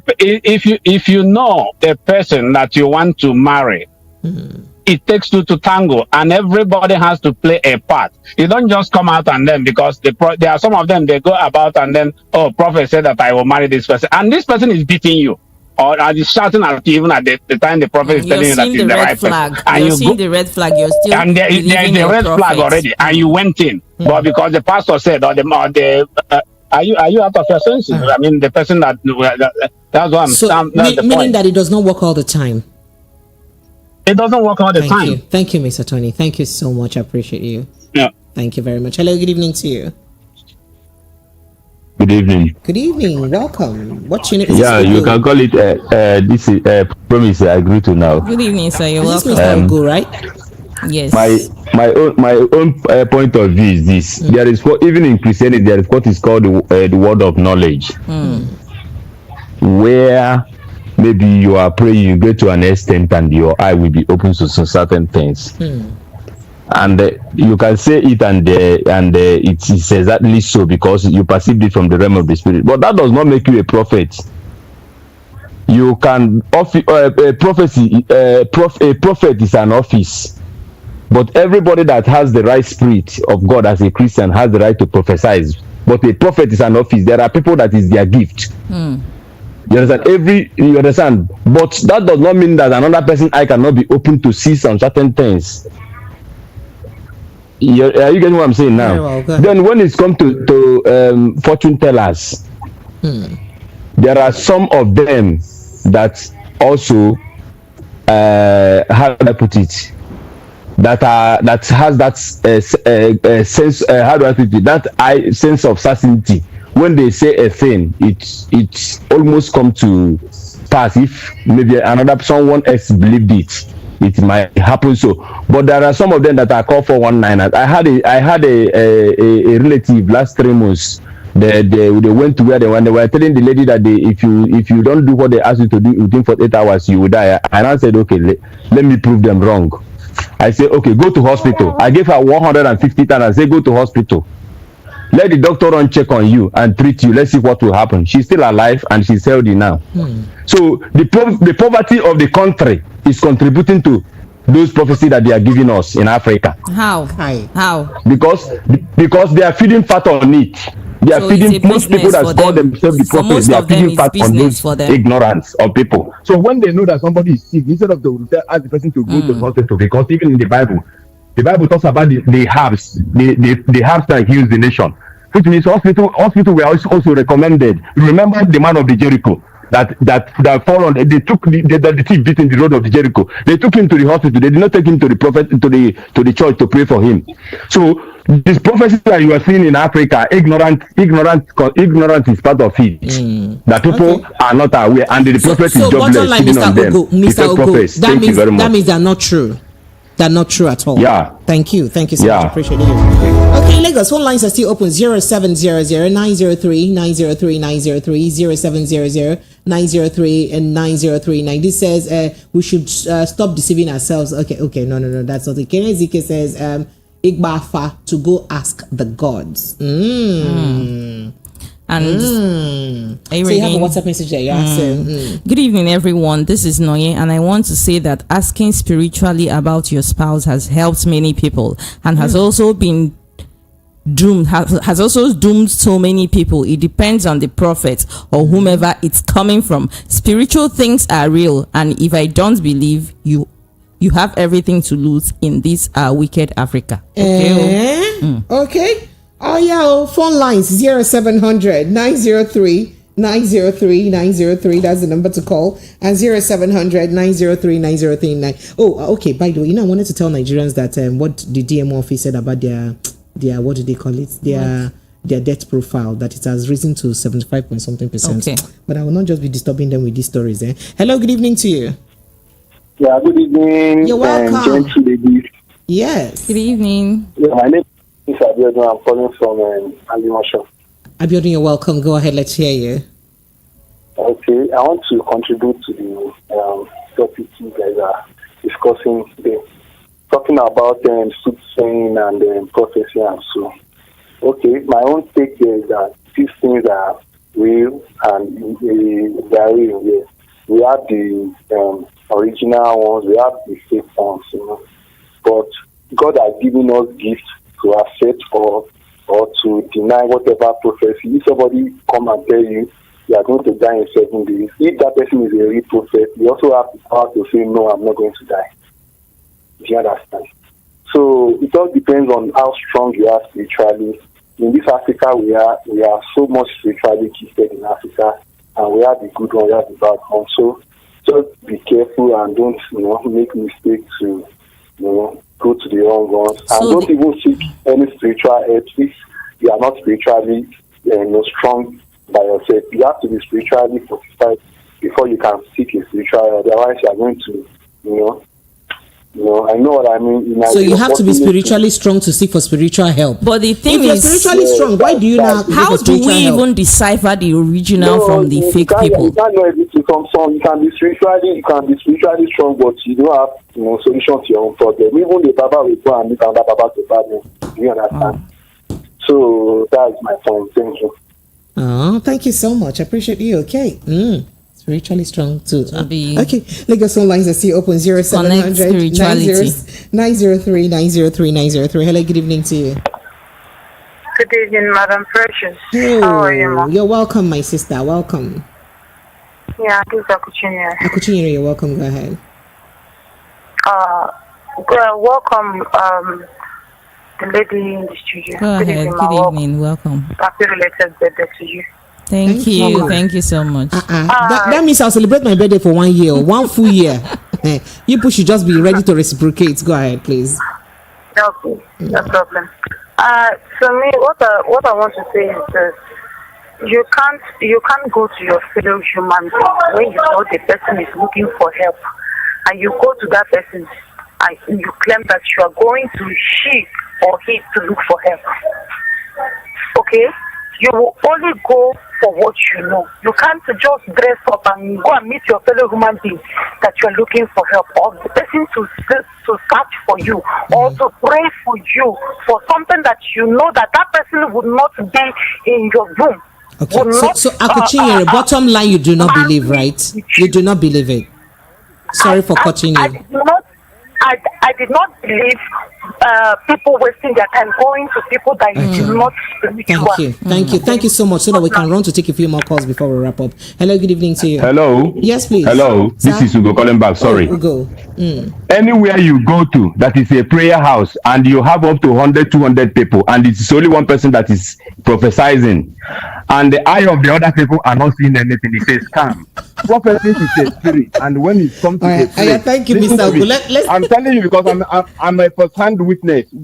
Before I had my child, after the marriage, I had my wife had the first miscarriage. Second one, I was praying. one day in the middle of the night, and my eye opened. I was taking a baby from the back of my wife's back. I looked up. It was the city of London, and then we are not in England. I told my wife that I'm not sure we're going to have a baby until we cross overseas.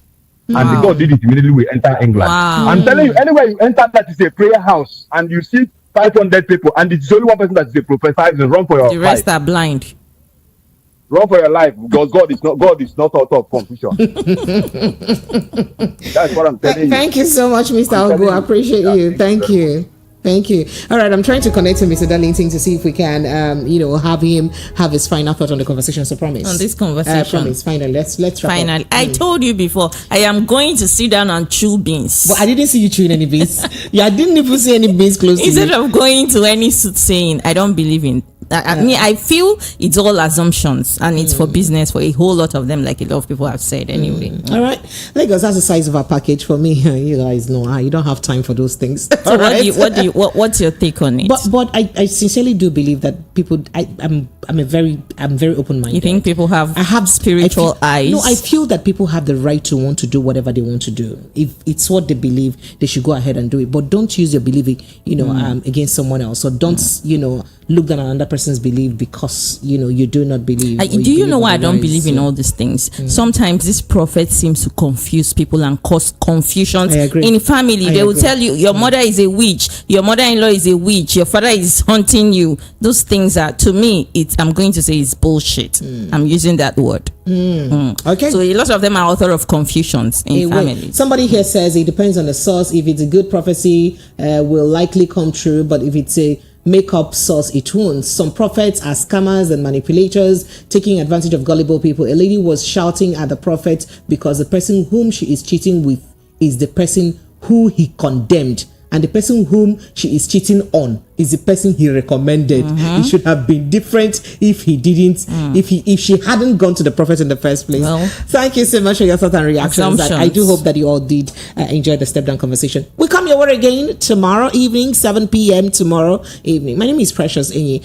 Go to our YouTube page, Precious Enyi TV on YouTube, and then on Instagram, I'm at Precious Enyi Official. Enyi spelled E-N-Y-I. It means friend, by the way, and I'd love to be your friend. And on Facebook is Precious Enyi. On Instagram, Precious Enyi Official. Twitter, Precious_Enyi. Everything is Precious. To my amazing producer, and I'm who's in charge of all these things that we put up here thank today. you. I'm thinking it's sinking in. My name is Promise on Facebook. I'm Promise Enyi on Instagram and Zenifab, and on Twitter, my name is